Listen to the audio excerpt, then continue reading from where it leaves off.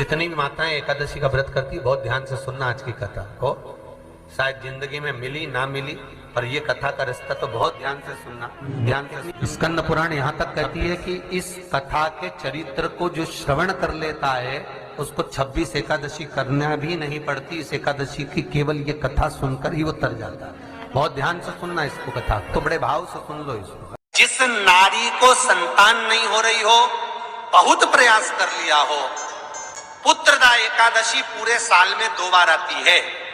एक श्रावण के महीने में आती है, दूसरी पोषादिक्रम में आती है। एकादशी होती है, ये संतान की वृद्धि करने वाली होती है। शंकर जी के मंदिर में जाकर, भगवान शिव के मंदिर में पूजन करके घी का 1 कटोरी में घी और 1 कटोरी में खीर शंकर के सामने रख देते हैं। भगवान शंकर के मंदिर पर चौखट पर घी का दिया लगा देते हैं। शंकर जी की चढ़ी हुई 1 बेलपत्र साथ में रखें और 1 बेलपत्र को उठाकर शंकर जी के मंदिर की चौखट पे ही बैठकर चबा चबा कर खा लेते हैं। जो 1 बेलपत्र लेकर आए हैं वो अपने पति को खिला देते हैं।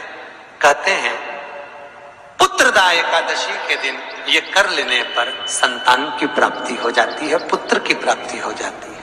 महापुराण की कथा कहती है, आप अगर विश्वास रखे हो, सफेद आंकड़े की जड़, जिस नारी का संतान नहीं हो, गर्भ नहीं ठहरा हो, सफेद आंकड़े की जड़, जिस देव अधिदेव महादेव की कथा जिस तुम्बरुका जी ने श्रवण कराई है, शंकर भगवान जिनके सामने बैठकर शिव पुराण की कथा सुन रहे हैं, उन तुम्बरुका जी का नाम लेकर शिवलिंग पे से 21 बार घुमाकर मंदिर में ही कमर पर 7वें दिन रजस्वला धर्म के जो बांध लेता है और 1 पीपल का पत्ता अवधूतेश्वर महादेव का नाम लेकर शंकर पर चढ़ाकर उसको गाय के दूध में उकाल कर रात्रि को दोनों पति पत्नी अगर पीकर सोते हैं, 3 महीने में भगवान भोलेनाथ उसकी गोद भर देते हैं। ये शिव कथा, शंकर देता जरूर है। अच्छा, संतान नहीं हो, किसी नारी की गोद, अगर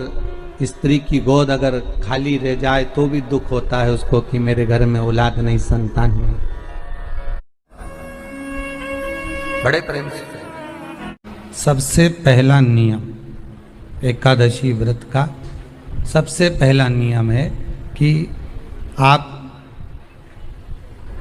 जिस दिन व्रत करो उसके 1 दिन पहले भक्ति का संचार इस हृदय में कर लो। भक्ति का संचार इस हृदय में कर लीजिए। जिस दिन आप व्रत करो, जैसे एकादशी का व्रत कर रहे हो तो 10वीं के दिन शाम का समय जब आवे, रात्रि जब होने लगे, शाम का समय आवे और रात्रि का आप जब भोजन ग्रहण करो तो उस भोजन में कोई ऐसा पदार्थ ग्रहण मत करिए जिस पदार्थ के कारण आपकी एकादशी बिगड़ जाए।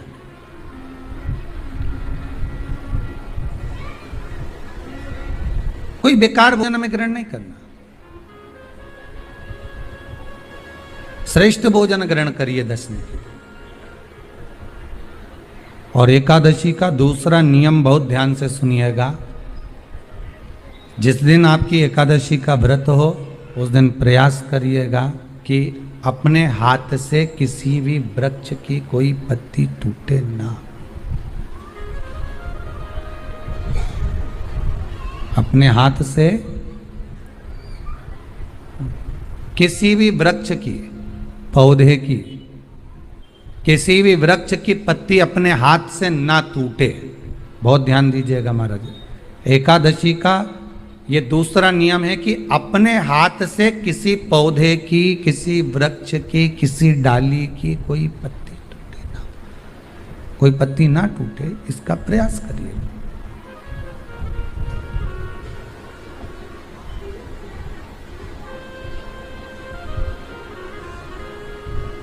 कितना सुंदर व्याख्यान कहा है, कितना सुंदर वर्णन है महाराज कि मात्र एकादशी का व्रत कर लेने पर, मात्र एकादशी का व्रत कर लेने पर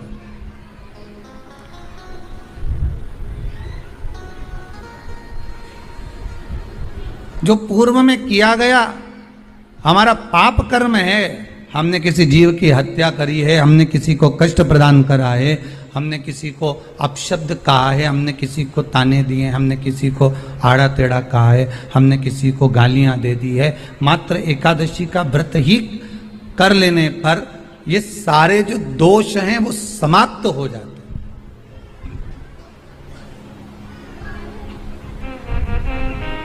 सारे दोष हमारे समाप्ति पर आ जाते हैं।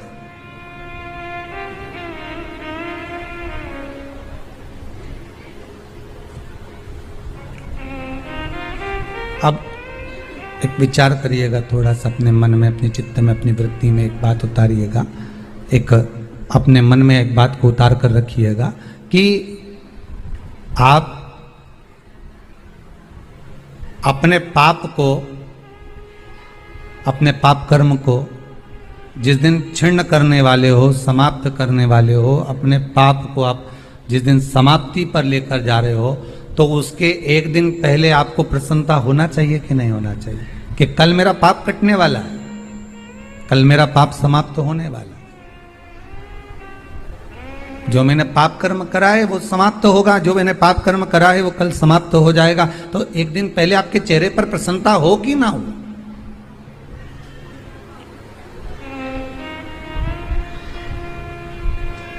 और चेहरे पर वो प्रसन्नता आपके आना चाहिए कि कल मेरा एकादशी का व्रत है, आज दशमी है, कल एकादशी का व्रत है, तो कल मेरी जब एकादशी का व्रत रहेगा तो मेरा ना जाने कितना कितना पाप, कितना असत्य, कितना झूठ, कितना प्रपंच वो समाप्त हो जाएगा। इसमें मुझे प्रसन्नता हो, इसमें मुझे आनंदता हो।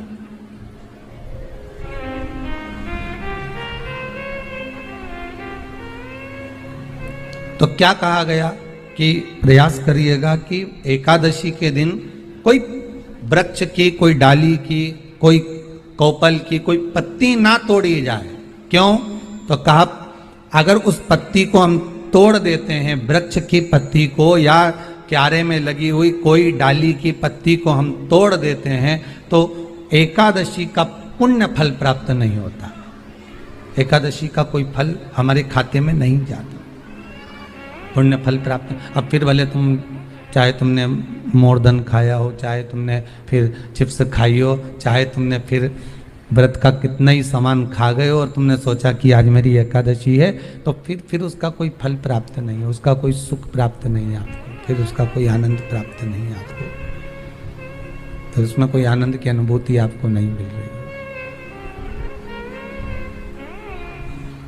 को याद रखिए, गौदान और एकादशी, श्रीमद वल्लभाचार्य जी ने मायावत का खंडन करा था जगन्नाथपुरी में, और श्रीमद वल्लभाचार्य जी ने कहा था एकादशी मरने के बाद मत दो, एकादशी जीते जी दो। कहा था कि नहीं कहा था? जीते जी दान करिए। इसलिए जगदीश में, जगन्नाथपुरी में एकादशी उल्टी लटकी हुई है। करें अपने दर्शन, जगदीश में एकादशी को उल्टा लटकाया। क्यों? क्योंकि वल्लभ ने कहा कि एकादशी जीते जी दो। कई पंडितों कहते हैं तुम्हारे दादाजी मर गए, जब 12वें का दिन होता है ना तो पंडित जी संकल्प छुड़ाते हैं, देव एकादशी, बड़े बेटे ने 5 दे दी, छोटी बहू ने 3 दे दी, उसने 2 दे दी, उसने 2 दे दी, तो क्या तुम्हारे दादाजी भिखारी थे जो तुम्हारी एकादशियां लेकर जाएंगे?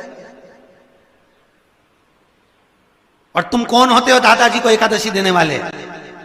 तुमने कौन सा इतने पुण्य कर लिए जो तुमने एकादशी दे दी?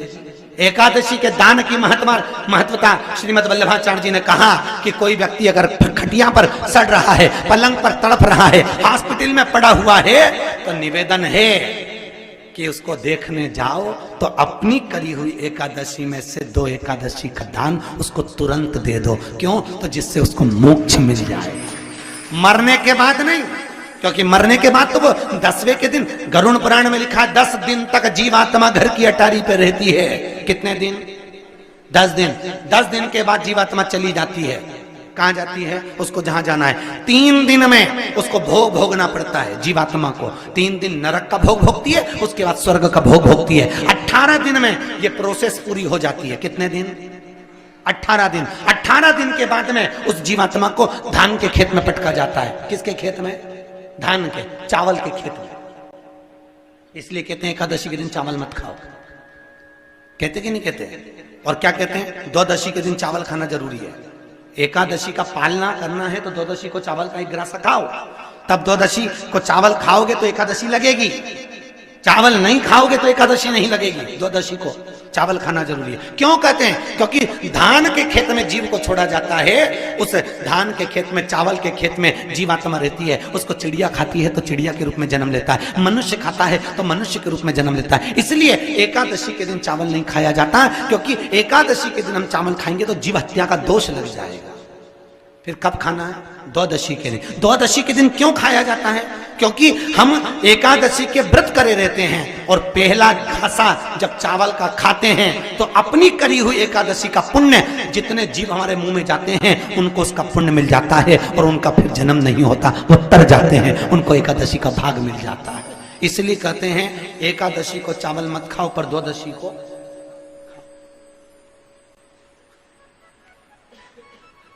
खाइए। 10 दिन तक जीवात्मा है और आपने एकादशी कब दान दी? बोलो जम के। 12वें के दिन, 13वें के दिन आपने एकादशी का दान दिया, वो मिली उनको? अरे बोलो अच्छे से। कई तो अभी तक कर रही होगी, हमारे दादाजी के निमित्त की कर रहा है, कर ले। फिर वही वाली बात आ गई, गुलाब के फूल में पानी जारी है। एकादशी के दिन शंकर भगवान को चावल का दाना चढ़ाना चाहिए कि नहीं चाहिए?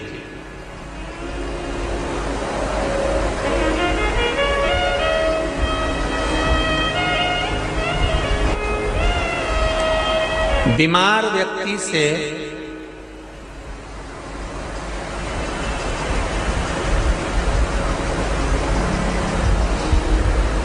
कोई बीमार व्यक्ति है, बहुत रोगीला, उसको बहुत रोग है, शुगर है, बीपी है, थायराइड है, सब कुछ है उसको, और वो रोगीला व्यक्ति जब डॉक्टर के पास जाकर पूछे, डॉक्टर साहब मेरी तबीयत ठीक नहीं रहती है, मैं बहुत कष्ट में रहती हूँ, बहुत तकलीफ है शरीर में, और अभी सावन का महीने का व्रत आ रहा है डॉक्टर साहब, 1 महीना में व्रत करती थी पहले, करूं कि नहीं करूं? तो डॉक्टर साहब क्या बोलेंगे? बोलते जाओ जरा जम के। डॉक्टर बोलेगा कि आप व्रत मत करो। डॉक्टर एक बात कहेंगे, शरीर स्वस्थ रखना है, व्रत बाद में हो जाएगा, अगले वर्ष कर लेना, पर अभी शरीर को सही रखने के लिए दोनों समय अच्छे पेट भरकर सात्विक भोजन करो और अपने शरीर को ठीक करो। सात्विक भोजन, अपने शरीर को, व्रत बाद में भी हो जाए, अगले वर्ष हो जाए।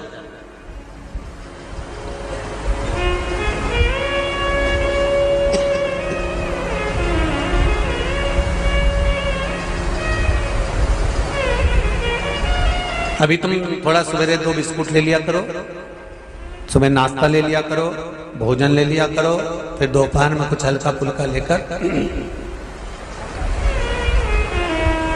थोड़ी थोड़ी देर में खाते रहना चाहिए हो।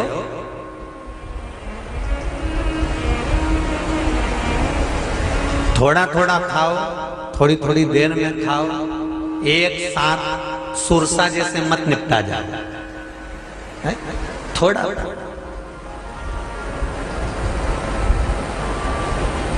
ज्यादा खाओगे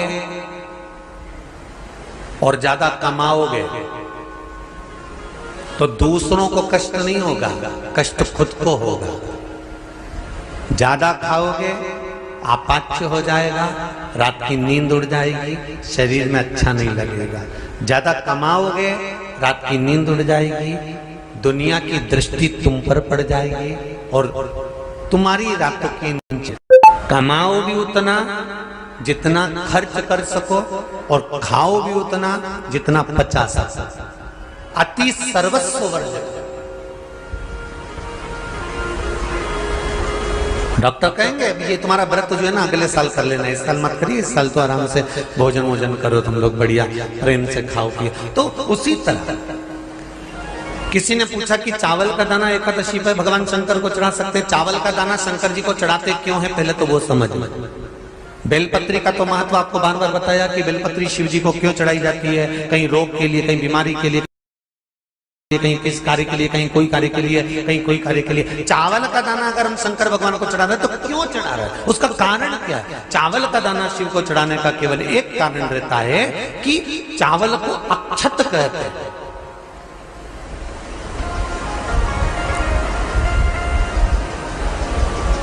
अक्षत का मतलब होता है अक्षय।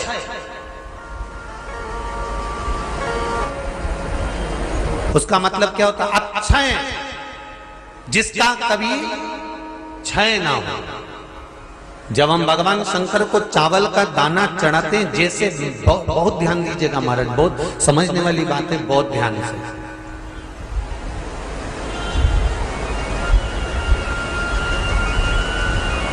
चावल का दाना हमारे मस्तक पर तिलक करने के बाद पंडित जी क्यों लगाते हैं कि भगवान जैसा समय आज चल रहा है, आप पूजन कर रहे हो, पाठ कर रहे हो, दान कर रहे हो, पुण्य कर रहे हो, सत्कर्म कर रहे हो, भजन कर रहे हो, मेरा देव अधिदेव महादेव, मेरा नारायण, मेरा सत्यनारायण भगवान, मेरा राम जी, मेरा विष्णु जी, मेरा भागवत मैया, मेरी रामायण मैया, ब्राह्मण मस्तक पर तिलक लगाने के बाद चावल इसलिए लगाता है कि जैसा समय आज चल रहा है, भगवान तुमको ऐसा ही समय बनाकर रखे और तुम ऐसे ही चार चांद लगाते रहो, दान पुण्य संकीर्तन करते रहो। इसलिए मस्तक पर चावल का दाना लगाया जाए।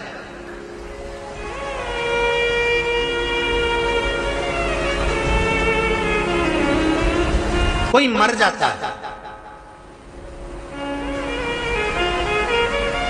मरने के बाद जब तक पगड़ी नहीं होती तब तक माथे पर तिलक,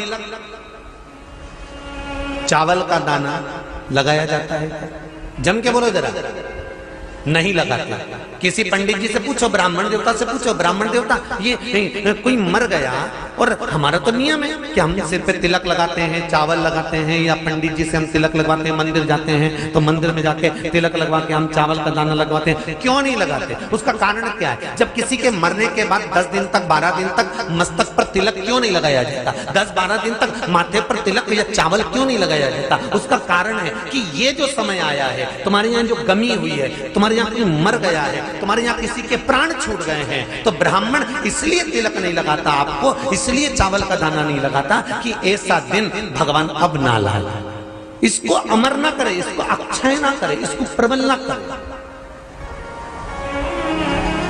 और जब चावल का दाना, तो यहां शिव महापुराण की कथा करी, चावल का दाना हम शिव जी को क्यों चढ़ाते हैं, भगवान को क्यों समर्पित करते हैं, भगवान की पूजन में अक्षत क्यों समर्पित करते हैं, चावल क्यों समर्पित करते हैं, उसका कारण क्या है? तो कहा आज मैंने जब चावल का दाना आपको समर्पित करा है, जिस भाव से, जिस विश्वास से, जिस श्रद्धा से, जिस मन से मैं आपको रिझा रही हूं, हे भोलेनाथ मेरी ये मनोकामना पूर्ण कर, इसको अक्षय कर देना, इसको अमर कर देना।